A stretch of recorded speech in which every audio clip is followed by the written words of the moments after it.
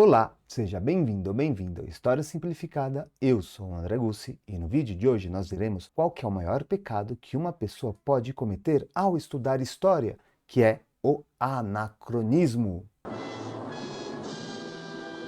No entanto, antes eu quero convidar você a analisar essa imagem aqui que representa o desenho dos Flintstones, no qual é uma família que viveria no período da pré-história. No entanto, tem alguns elementos contemporâneos que fazem parte do enredo dessa história, como você pode ver aqui, o carro, o tipo de família e outras tecnologias típicas do mundo contemporâneo ambientados na pré-história. Aqui nós temos o exemplo do que vem a ser o anacronismo dentro de um desenho, de uma animação. E com base nisso, eu separei o roteiro de hoje, que é explicar a definição de anacronismo, trazer alguns exemplos práticos e também a importância de evitar tal ato. Vamos aqui do começo? É claro. A palavra anacronismo deriva da junção de duas palavras gregas, que é ana, quer dizer contra, não, e cronos, que significa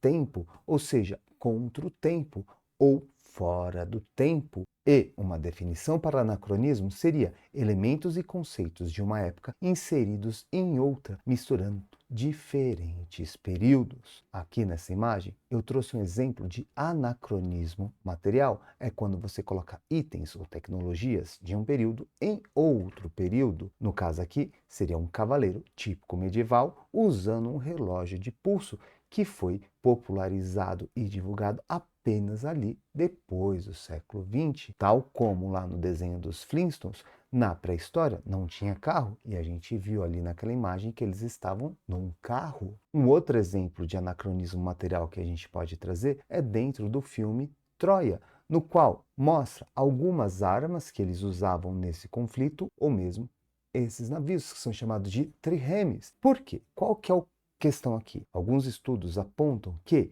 essas armas utilizadas no filme, tal como esse barco, só foi comum entre os gregos 600 anos depois do que a Guerra de Troia teria acontecido. Ou seja, eles pegaram elementos de uma época e colocaram em outra, sendo mais um exemplo de anacronismo material. No entanto, agora a gente vai ver a definição de anacronismo conceitual, que é quando você pega ideias, conceitos, valores ou mesmo costumes de um período e sobrepõe a outro. Como exemplificação aqui, a gente tem a questão da democracia, que é uma palavra muito comum hoje em dia no Brasil e na maior parte do mundo. No entanto, muita gente acha que quando fala de democracia na Grécia Antiga, seria a mesma coisa que hoje em dia. Não é bem assim que acontece. Primeiro, que na Grécia Antiga só era considerado cidadão, ou seja, que só podia participar da política se a pessoa fosse homem, nascido em Atenas.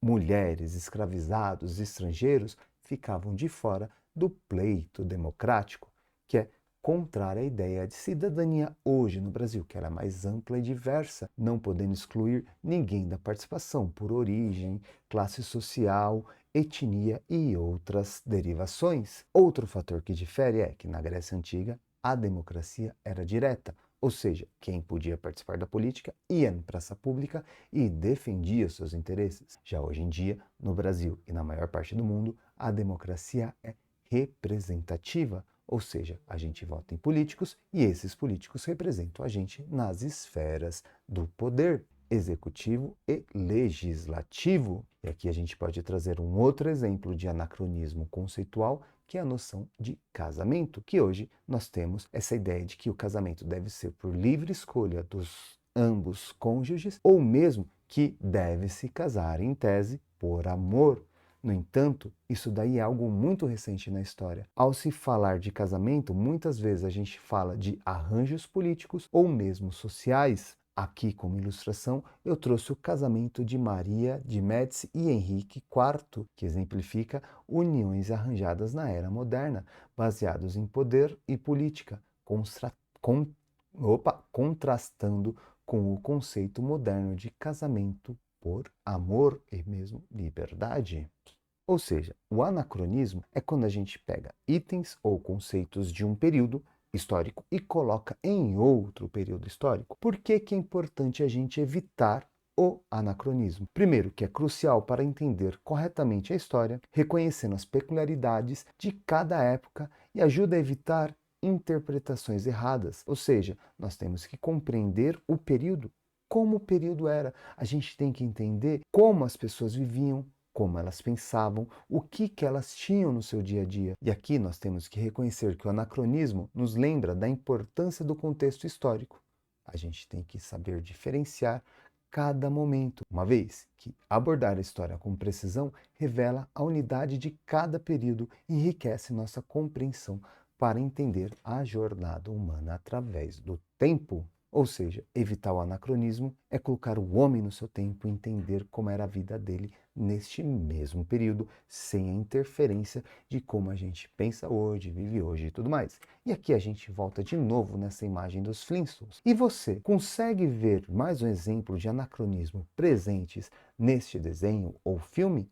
Deixa aqui nos comentários. E aqui a gente vai recapitular o que a gente viu hoje, a definição de anacronismo, que é contra o tempo, ou seja, você colocar num tempo histórico algo que não existia naquele tempo, seja material, como no caso uma tecnologia como o carro na pré-história ou relógio de pulso na Idade Média, ou seja, o anacronismo conceitual com a noção de política, casamento, que vai mudando conforme o tempo. A gente não pode entender que essas noções conceituais de hoje valeram por todo o tempo. E nós vimos o quão é importante evitar o anacronismo para a compreensão correta da história. E você, conhecia esse conceito de anacronismo? O maior pecado que um historiador pode cometer? E ao término aqui desse vídeo, a gente chega também ao fim da playlist sobre Introdução à História, no qual nós vimos algumas definições importantes sobre o estudo da história. Caso você não assistiu a algum dos vídeos,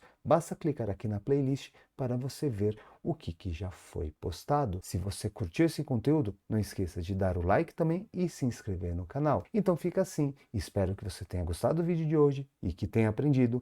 Muito obrigado e até a próxima!